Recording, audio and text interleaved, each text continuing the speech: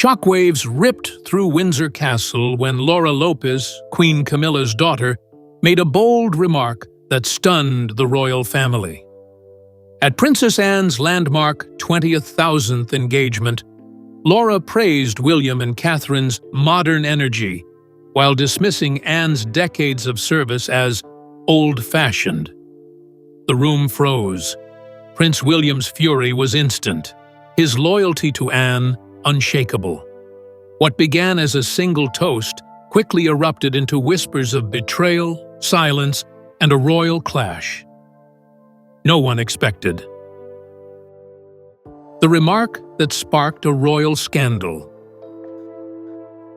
It was March 12, 2024, when Windsor Castle shone with grandeur for a historic celebration. The occasion, Princess Anne's 20,000th official engagement, a record that stretched across 5 decades of service. The event gathered royals, dignitaries, and longtime palace staff, each eager to honor the Princess Royal's relentless commitment. But amidst the glittering chandeliers and polished speeches, a remark slipped into the evening air that no one would forget. It came not from a senior royal, but from Laura Lopes, Queen Camilla's daughter, who wasn't expected to shake the monarchy at its core. Laura's words were casual on the surface, but sharp in their undertone.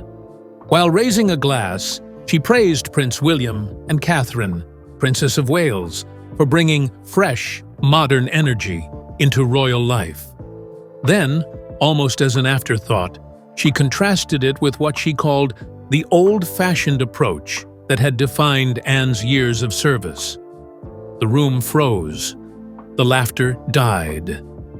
Guests exchanged glances, realizing a dangerous line had just been crossed. Laura, perhaps unaware, or too aware, of the sting, smiled and sipped her champagne. The camera flashes caught it all. William stiffening, his jaw tightening, his hand curling subtly against the glass he held. He didn't interrupt or speak, but the tension was unmistakable. This wasn't just a casual critique. It was a dismissal of the very foundation on which Anne had built her legacy. William, who revered Anne, could not mask his protective instinct. Even seasoned courtiers whispered afterward that the temperature in the Grand Hall dropped by several degrees in that single moment. The silence hung heavy. 2024 had already been a turbulent year for the Windsors, with public scrutiny rising after difficult anniversaries connected to Diana's passing in 1997 and debates over Charles's reign. Yet nothing prepared anyone for this fissure in the family's public unity. Laura's comment was more than a slip of the tongue. It was a spark that threatened to ignite deep fractures in the House of Windsor.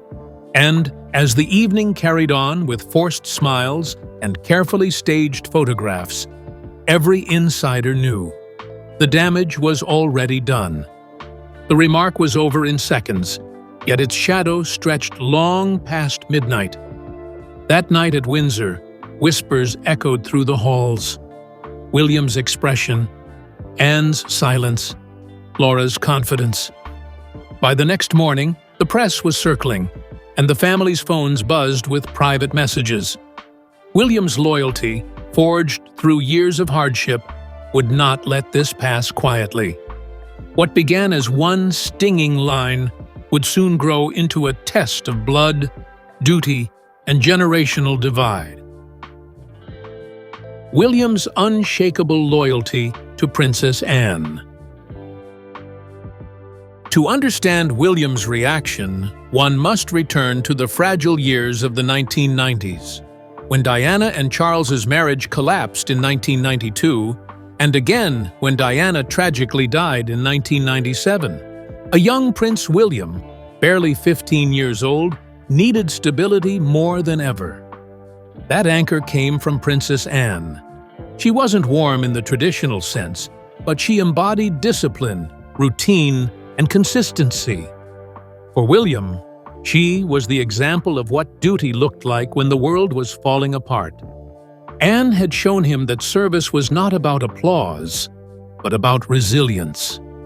For over 50 years, she had cut ribbons, opened hospitals, supported charities, and stood firmly beside her mother, the late Queen Elizabeth II, through every constitutional storm. To William, she was more than an aunt. She was the embodiment of royal steel. Every late-night conversation, every quiet reassurance she gave him during the storms of the 1990s and early 2000s built in him an unshakable sense of respect. So when Laura Lopes, a figure who had never walked the same gauntlet of scrutiny, dismissed Anne's role as outdated, it wasn't just rude, it was personal. To William, it felt like a dishonor to his own history, to the woman who helped guide him through grief and confusion. Anne wasn't perfect, but her sacrifice was unquestionable. Her 20,000 engagements weren't numbers on a sheet. They were bricks in the wall of William's understanding of monarchy. To let that be belittled was to let his foundation be mocked. William's protectiveness rose not from anger alone, but from loyalty. In the Windsor family, where bonds often break under pressure, loyalty is rare and precious. Anne had stood by him without seeking credit, and now he felt the need to defend her, loudly, if necessary. For William, the monarchy's credibility rested not on flashy modern energy, but on the endurance of figures like Anne. And in his eyes, Laura's words had crossed a line that could never be unseen. By sunrise, the scandal wasn't just about Laura's careless toast. It was about loyalty, history, and the weight of duty. William carried that weight as he left Windsor, determined to check on the aunt who had once carried him through his darkest nights. Anne would not complain publicly, but William knew her silence well. Behind the stoicism was often quiet pain, and this time, he wasn't going to let her endure it alone, nurse. Anne's silent grace and private pain. The next morning, March 13, 2024, Anne was back at her residence, Gatcombe Park in Gloucestershire.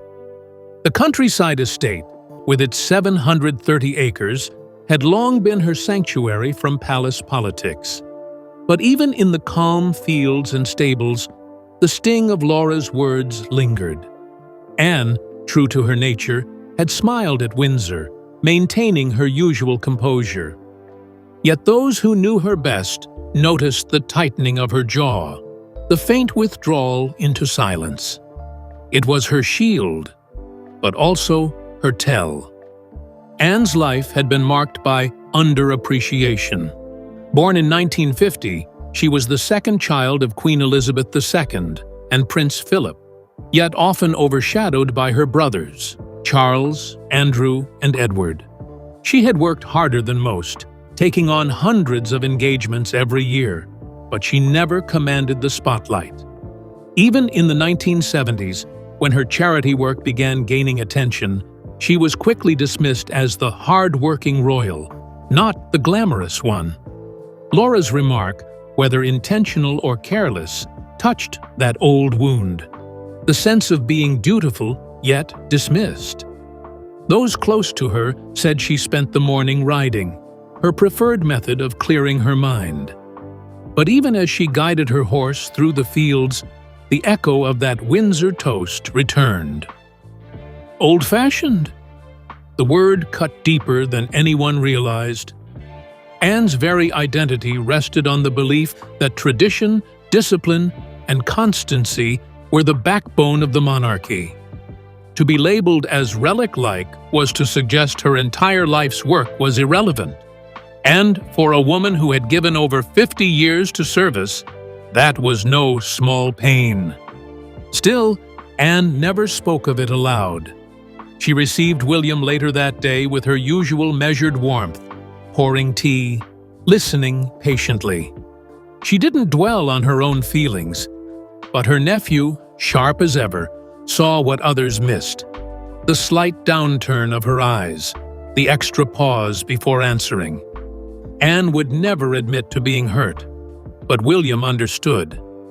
And for him, that quiet, unspoken pain was reason enough to act.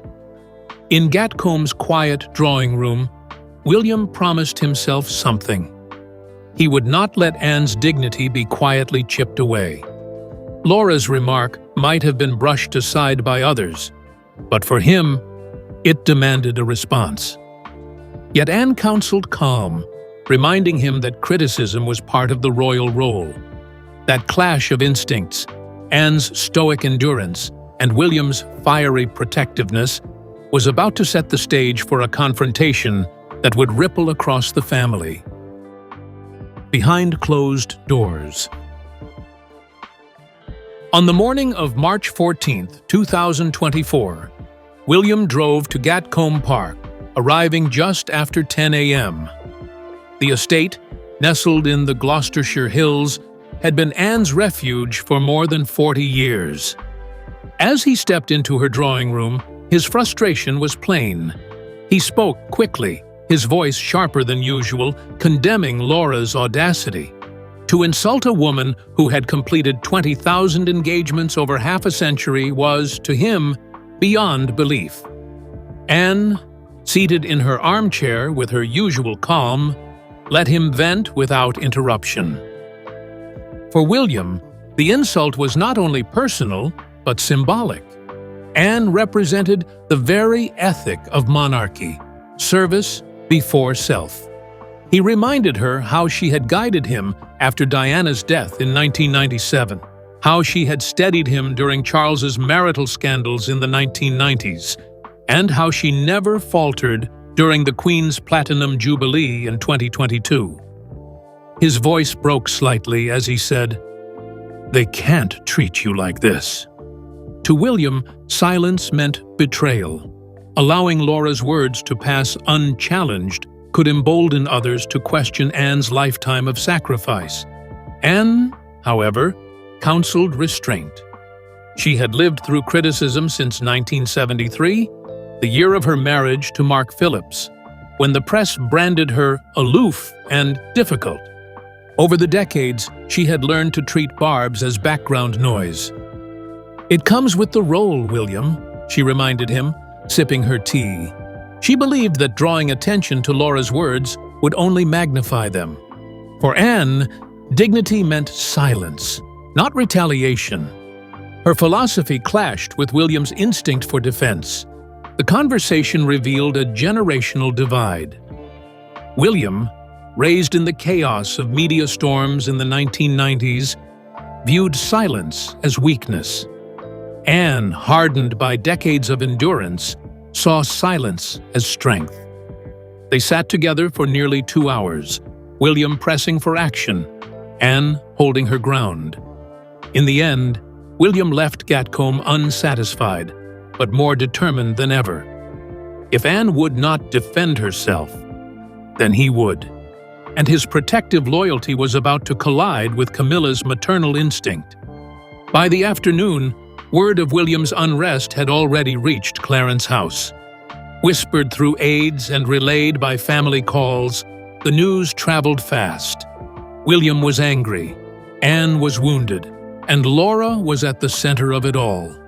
Soon, Camilla would weigh in, fierce, protective, unwilling to let her daughter be targeted. And caught in the middle, as always, was Charles, the man tasked with holding together a family already strained by decades of public storms. Camilla reacts. When Queen Camilla heard of William's anger on March 15, 2024, she wasted no time defending Laura. To her, the remark had been casual, not malicious. At 76 years old, Camilla had endured years of vilification in the press, from the scandal of 1992's Camillagate tapes to her difficult public image in 1997 after Diana's death. She knew what it meant to be misrepresented. So when she heard William bristling over her daughter's words, she saw it as unfair, even hypocritical.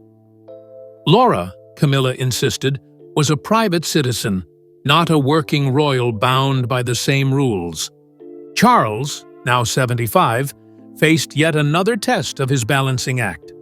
Since his marriage to Camilla in 2005, he had worked carefully to integrate Laura and Tom Parker Bowles into royal life without forcing them into the public sphere. He believed that family unity, especially after the loss of the Queen in September 2022, was fragile enough without new cracks. Yet here it was, his son and his wife on opposing sides, with Anne quietly caught in the crossfire. For Charles, the Windsor motto of "never complain, never explain" suddenly felt inadequate. Behind palace doors, Camilla argued fiercely. She dismissed William's anger as overblown, insisting Laura had meant to compliment William and Kate, not insult Anne. "You're making a mountain out of a molehill," she reportedly said. William, however, would not be soothed. He saw Camilla's defense as a shield against accountability, one that ignored Anne's lifetime of sacrifice. He pointed out sharply that Laura had attended fewer than a dozen official events in 20 years, compared to Anne's thousands. The gulf between duty and privilege had never looked wider. Charles tried to mediate, urging calm. He reminded William of the importance of unity, especially with global scrutiny on the monarchy in 2024, a year already marked by rising Republican sentiment in the Commonwealth. He also reminded Camilla that William was heir to the throne, and dismissing his concerns could fracture more than just family ties. Still, neither side bent. William left Clarence House in silence, Camilla fumed in private, and Charles was left staring at a conflict he could not fully contain.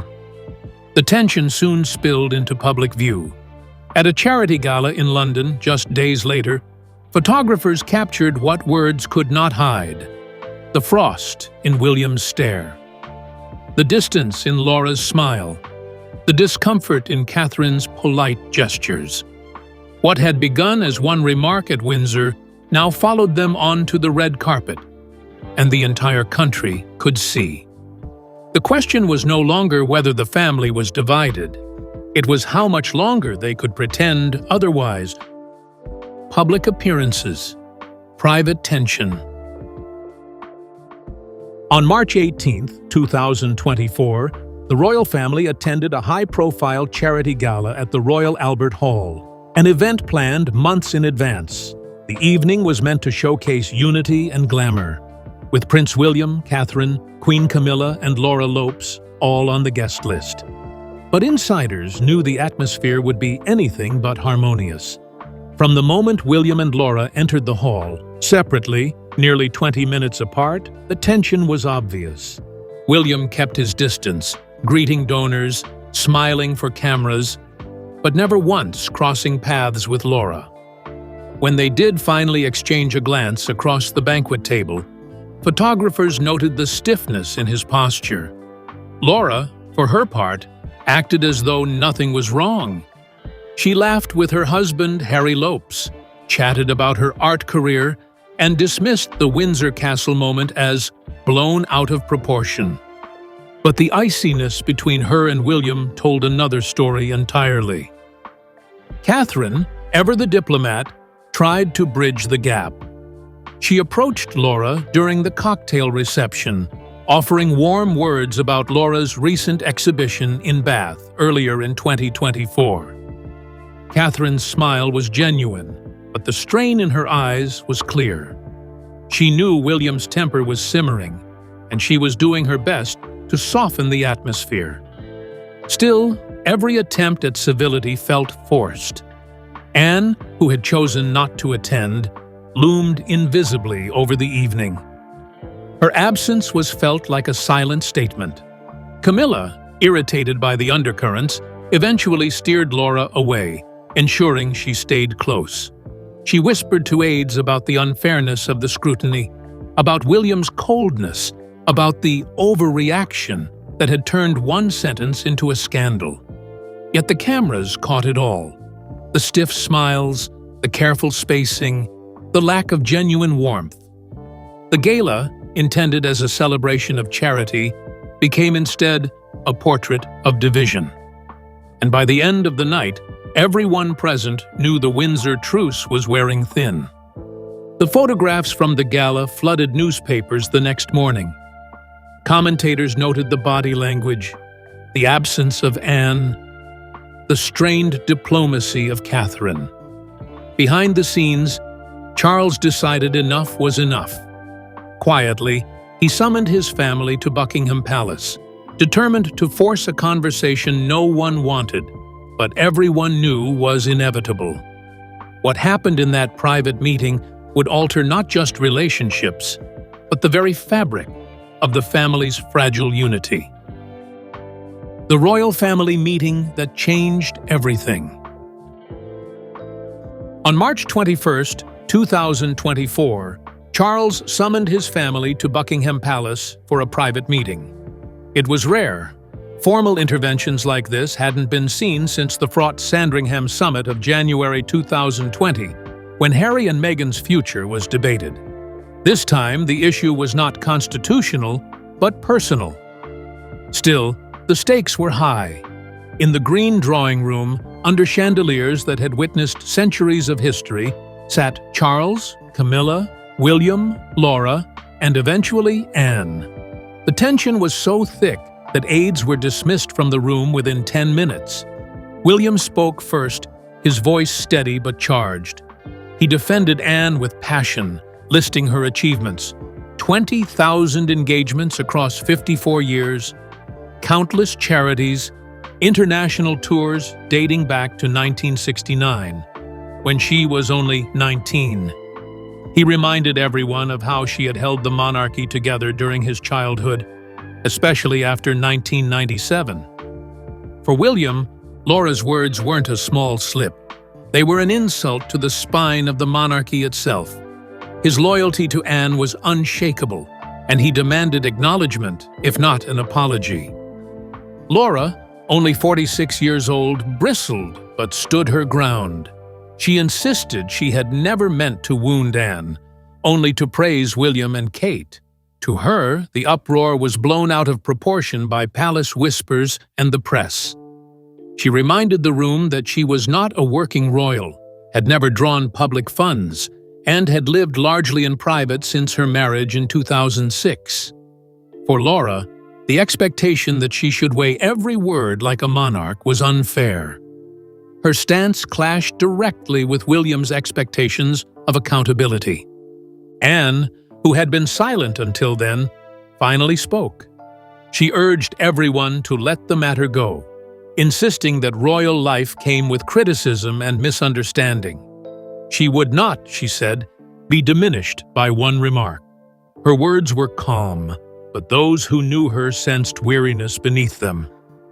Camilla seized on Anne's statement, defending Laura further and accusing William of overreacting. Charles tried to mediate, but the meeting ended without resolution. No apology, no closure. Just the haunting realization that fault lines in the family had widened. The silence after the palace meeting was deafening. Courtiers left whispering that unity had been shattered, not restored. With no apology given, no bridge built, the family drifted into quiet estrangement. Each outward smile would now mask private bitterness. And as the weeks unfolded, insiders watched carefully. Would this remain a simmering disagreement? Or had the Windsor family just crossed into a deeper divide that could not be undone? A family divided by silence and principle. By April 2024, the effects of the unresolved clash were visible. William began limiting his contact with Camilla and Laura, carefully avoiding shared appearances. He attended an education conference in Oxford on April 12th, but conspicuously skipped a family lunch hosted by Charles on April 14th. To royal watchers, the scheduling gaps spoke louder than words. Laura, meanwhile, felt unfairly judged, confiding to friends that William was holding a grudge over something she never intended. Camilla grew more defensive. At 77, she had endured decades of judgment and was determined not to see her daughter crushed by it. In conversations with aides, she expressed frustration that Laura's every move was being scrutinized as though she were a working royal. "She has her own life," Camilla said, citing Laura's focus on her art career and her 3 children, born between 2007 and 2010. To her, William's coldness was less about loyalty to Anne and more about a refusal to accept Laura as part of the family. Anne, outwardly unchanged, quietly distanced herself from family gatherings. She attended the Royal Windsor Horse Show in May 2024, where she appeared cheerful, but palace staff noticed she spent less time at Buckingham Palace or Clarence House. For Anne, silence was both her armor and her statement. Her absence at private lunches and dinners did not go unnoticed. It was her way of sidestepping tension without inflaming it further. But those close to her sensed she carried the wound privately, quietly marked by Laura's careless words. The palace itself adapted. Event planners began quietly restructuring public appearances, ensuring William and Laura were rarely scheduled together. This logistical shuffle echoed older palace strategies, reminiscent of how Queen Elizabeth once managed strained dynamics between Diana and Camilla in the 1980s and 1990s. But the reality was clear. The family was no longer operating as one. Beneath the surface, silence had replaced conversation, and principle had replaced compromise. For Charles and Catherine, watching the family fracture was painful. Both believed in reconciliation. Both believed that cracks could be healed. But efforts to mend the rift proved harder than expected. Charles tried fatherly appeals. Catherine tried gentle invitations. Each attempt fell short. Each gesture met resistance. And while the monarchy projected polished unity in public, the truth inside palace walls was one of tension, resentment, and uneasy distance. Charles and Catherine. Charles took his first step in late April 2024, inviting William to Clarence House for a private dinner. Over 2 hours, he urged his son to forgive, reminding him of the monarchy's fragility after the Queen's passing in 2022. He pointed out that Republicans in Australia and Canada were already seizing on family drama to question the monarchy's future. "Unity matters more than pride," Charles said. William listened respectfully but left unconvinced.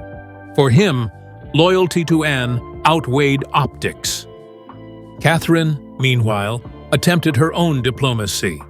On May 2, 2024, she extended an invitation to Laura for a small garden event at Kensington Palace, framed around children's charities. Catherine's intent was clear: to show warmth, to offer an olive branch. Laura attended but remained guarded. She thanked Catherine politely, mingled briefly, and left within 90 minutes. To Catherine, the interaction felt like a door cracked open but quickly shut again. The hostility remained, invisible but unmistakable. Anne continued to do her duty. On May 15, 2024, she appeared at an agricultural fair in Devon, where she spoke to farmers and schoolchildren with her usual focus. But those who observed closely noticed her guardedness when Laura's name came up. She agreed to joint appearances when protocol required it, but her demeanor was cool. Photographers captured her shaking Laura's hand at one charity reception. But insiders confirmed no warmth passed between them. For Anne, civility was enough. Closeness was gone. Despite Charles's fatherly pleas, and Catherine's gentle bridges, the gap remained. William's distance grew. Laura's defensiveness hardened. Camilla's protection of her daughter intensified. And though the family still gathered for major events, insiders remarked that the air around them was stiff, rehearsed, stripped of genuine ease. The monarchy, polished as ever on the balcony of Trooping the Colour in June 2024, was fractured beneath the surface. Months passed, but the wounds never healed. Each gesture of reconciliation failed to take root, leaving behind only polite truce. The Windsors had survived crises before, but this one was different. Born not of politics, but of words that cut at the heart of loyalty and pride. And by late summer, it was clear. The rift was not closing. It was becoming part of the family's new, uneasy reality. No resolution, only a royal truce. By August 2024, time had dulled the headlines, but not the emotions. Laura threw herself into her art career, preparing for an exhibition in London's Mayfair that September. Friends noted she focused on her 3 children and her husband, Harry, distancing herself from palace circles. In her eyes, life was too short to chase William's forgiveness. She would not apologize for words she insisted had been misunderstood. William, meanwhile, doubled down on his devotion to Anne. He accompanied her to several summer events, including a ceremony marking Anne's 74th birthday on August 15, 2024. Their closeness was photographed and praised in the press, reinforcing the image of William as a loyal nephew standing beside the family's most dutiful member. The message was clear. William chose Anne, always. For him, this was not just family loyalty, but a statement about the values he wanted to define his reign one day. Camilla remained fiercely protective of Laura, keeping her close during holidays at Birkhall in Scotland and steering her away from unnecessary exposure. The Queen Consort confided to aides that William's coldness had gone too far. She feared that her daughter would forever be marked by one misstep, unfairly frozen out of family warmth. Charles, caught in the middle, continued to juggle loyalties. He divided his time between Balmoral, Windsor, and Clarence House. But insiders noted his frustration at the stalemate. By the end of 2024, the royal family presented the same glittering unity on the balcony of Buckingham Palace at Christmas. But insiders knew the truth. Beneath the jewels and polished smiles, a scar remained. Laura's remark at Windsor Castle had done more than sting. It had exposed the fragile web of loyalties holding the Windsors together. Time had not healed it. The family lived in truce, not peace. And for those watching closely, the question lingered. What happens when another storm arrives? In the end, no apology came, only icy smiles and forced appearances. William stood firm beside Anne, shielding her from disrespect, while Camilla doubled down to protect her daughter. Charles tried to mediate. Catherine tried to heal, but the scar remained. The monarchy projected unity on balconies and red carpets, yet insiders knew. Behind the polished facade, the family lived in fragile truce. And one question lingers. If one remark caused this storm, what happens when the next arrives?